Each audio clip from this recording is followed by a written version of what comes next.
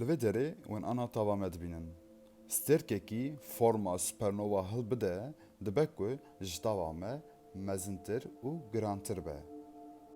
Va li vê derê ji tava me gelekî mezintir hene û ji wî jî mezintir heye.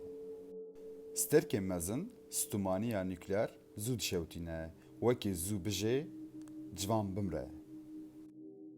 Stêrkê ku hîna neteqiya be, gelekî elementa tovê hevdû dike. Pêşî hîdrojenê dixe helyum, piştê wî helyumê dixe karbon, karbonê jî dixe hewa.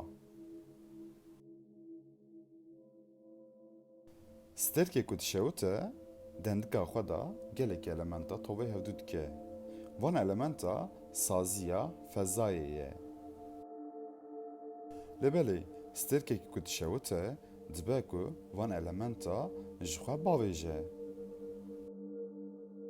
Wan qe fikirî bûn stêrkekî çima diteqe, ji bo çi van stêrka dişewitin û diteqin? Bi çawayî diteqin?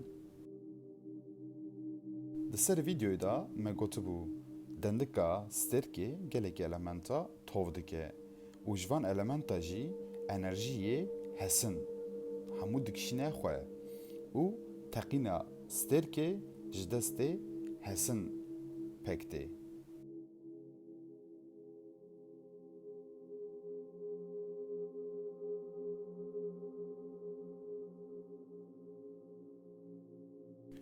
Hesin enerjiya dendikê hemû dikişînê xwe bê enerjî dihêle û rakeş dest pê dike û piştê wî stêrk diteqe.